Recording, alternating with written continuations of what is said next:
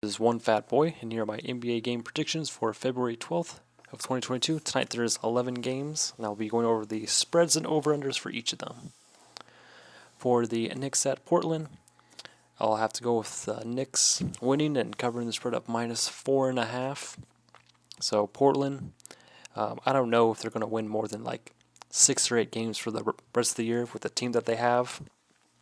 So I think that one of those 6 or 8 wins will come against the Knicks. No, do I have much faith in the Knicks? Not really either there, but I think there's enough talent on the Knicks that they'll be able to overcome the Trailblazers. Shouldn't have too much of a problems, like between like Randall and Barrett, just whoever else has been playing for the Knicks. It should be enough to take over Portland, as they just gotta get through like Nurkic and then I guess Simons, but it's like Portland's just a bunch of nobodies right now. I will be going under 214.5 as who's going to score for Portland and who's going to score for the Knicks, as both have been pretty offensively challenged recently, even though the Knicks have been playing better offensively, I would say. But overall, both these teams usually are offensively challenged. But Knicks should win, and it should be a low-scoring game. For the Spurs at the Pelicans, we lean towards the Pelicans -4.5.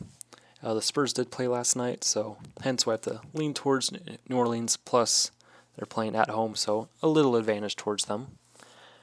I will say that the Pelicans should win, and then 5 points, that is a reasonable amount. And this should be a high-scoring game, as Spurs games tend to be high-scoring, and with them playing last night, that means their defense can be a little bit more laxed, so I think the Pelicans should be able to take advantage of that. Plus, CJ McCollum is on the Pelicans, and he seemed pretty alright with going there, so his mood should not really affect his play, as, well, he's not going to be in a bad mood, so he's not going to play bad, and so he's going to be in a better mood, so that means he's going to be playing just as good as he was in Portland, or even better. So another reason to lean towards the Pelicans winning. And then overall, I think should go over 221, as both teams should be scoring the ball a lot. For the Grizzlies at Charlotte, we'll have Memphis -7. So Charlotte played last night, and they scored like 141. Will they score 141 again? No way. I think the Grizzlies defense will really stagnate the Hornets. Like, will this be one of those games where the Hornets score like under 100 points? No, but I think they'll actually be held like below like 112. I think the Grizzlies have enough like defense, and just the way they play will really hinder the Hornets. I think Memphis will come away with the win, as they are just a better team than the Hornets. They should win pretty easily, or they should, but I won't be surprised if Charlotte gets hot and they keep the game close. But they did play last night, so I think there's just more chips for like Memphis to win in general. We'll be going under 235.5, as like it's just harder to play on the second night of a back-to-back, and then Memphis, I think overall their defense should really slow down Charlotte, and then in order for them to like really cover like the 235, that means both teams has to be hot, or unless like Memphis is like nuclear all game where they score like 140. But I don't see Memphis scoring like 140 or like over 130, but more like to the tune of 120. So hence I think it'll be like slightly less than 235, but more like an over 225 if you want to play that game. For Sacramento at Washington, we will have Sacramento -1.5. I think Sabonis will really just be the reason just to push over the Kings to win this game. And the Wizards, they just kind of play like that one-on-one ball, not a huge like team offense. But overall, I think the Kings should like slide away with the win, especially their new players are just kind of like rejuvenated to the game, like they won their last game. I won't be surprised if they win another one, because their defense definitely improved with not having Hield on the floor. I will be going over 222.5, as the Kings, I don't think their defense is like that much improved, and Washington's defense is still not that great. So I think this should be a high-scoring game, as both teams can really light it up, but more so the Kings in this case, as I'll just lean towards them winning. and then lean towards a higher scoring game of over 222.5. For Cleveland at Philadelphia, we're going with Philadelphia minus 4.5. This is mostly due to the fact that Cleveland played last night.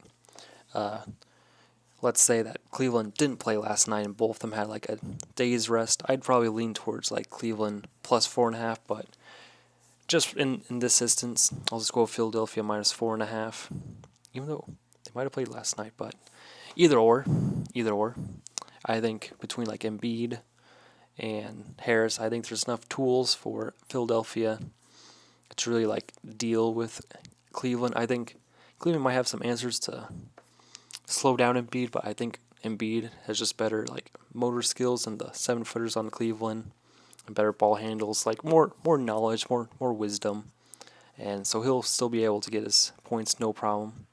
Maybe not his rebounds so much, but points, getting his team involved, that shouldn't be a problem for him. We're going under 223.5, as I think the defense from both these teams will like be good. I think Philadelphia will really slow down Cleveland, and then Cleveland can clamp down on Philadelphia. So if both the teams get like really hot, I'd actually be surprised by that. But overall, I do remember Philadelphia did play last night, but it was against the Thunder, so that doesn't take too much out of them. And the Cleveland, I believe, played Indiana. But overall, this should go under. They're playing on a back-to-back, both teams, so it should be a lower scoring game. But I think, even with knowing that both of them did play, I think Philadelphia will come out with the win.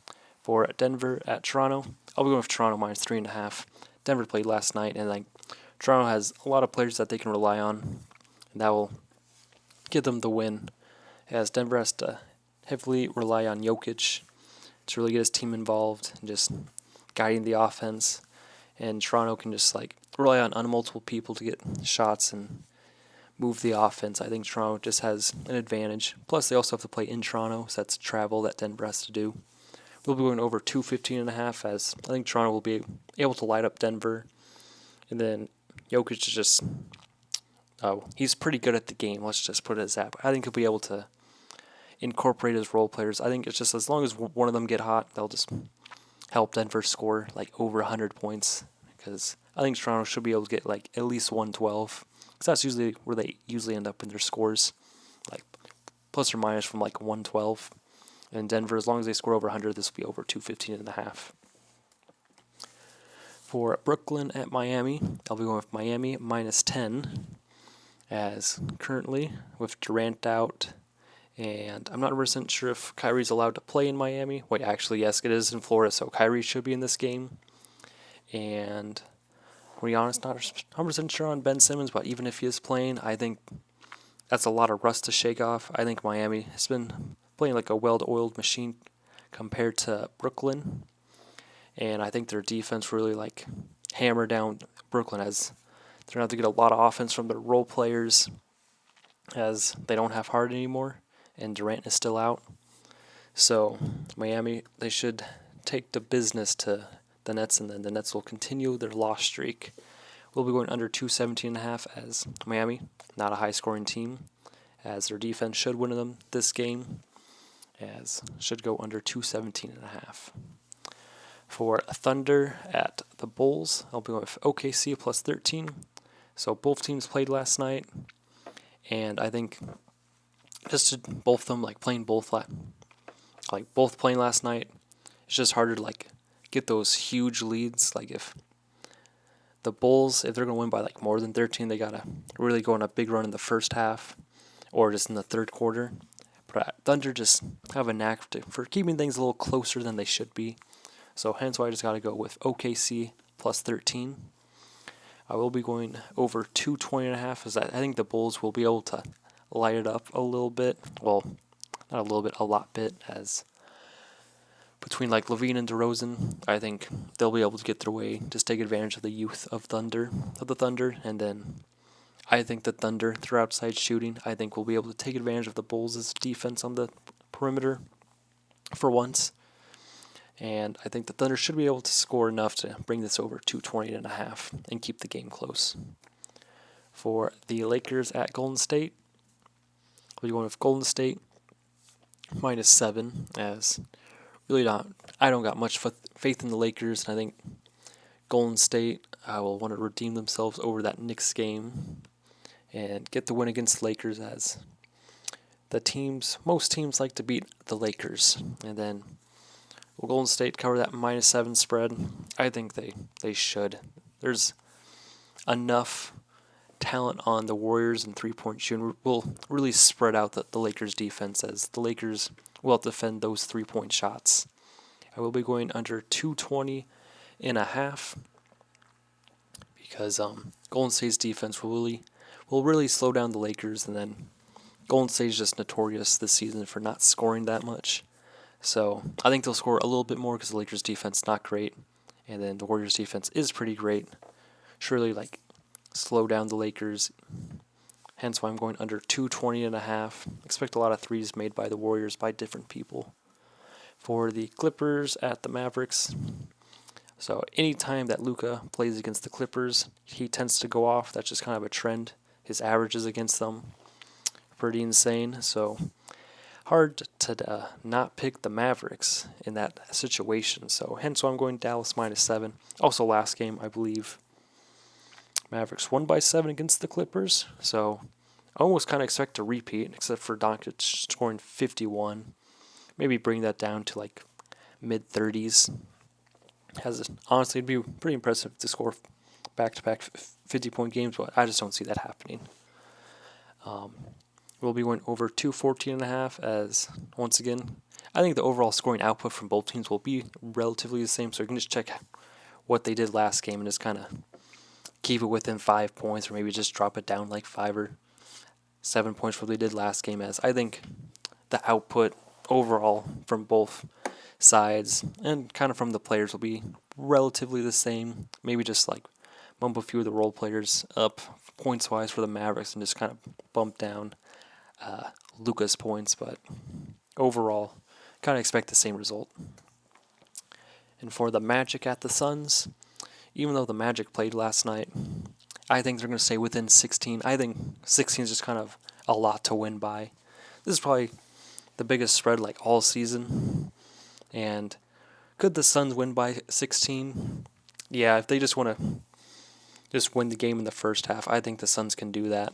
But if they do win in the first half, that'll just allow Orlando just maybe to get closer in the fourth quarter, maybe bring it within 13. But the Suns should win this no problem. And I think this will end up being a little closer than people think. Hence why I'm just going with Orlando plus 16, as I think the Suns would like to give their starters some rest. So there's two ways of doing that. It's just not playing your starters as much during the game, or just winning the first half. And I think Orlando, they're going to try and keep up with the best team in the league, but they are probably tanking. But I think they will stay in the game within 16. It's kind of embarrassing to lose by more than 16. So I'm just going to go with that. I will be going over 225.5, as the Suns will be able to score a lot on the Magic. Who's going to defend the Suns for the Magic? The Suns' ball movement offense is just too brolic, and the Magic will have no answer. And then the Magic, they score a decent amount, so that's the only way they'll stay within 16, is if they can get their offense going. Hence why I'm going over 225.5. Thank you for watching. Leave any of your comments of what you would put down for the games, player props or spreads or teams that you really would like to see to win, down in the comments once again. Thanks for watching.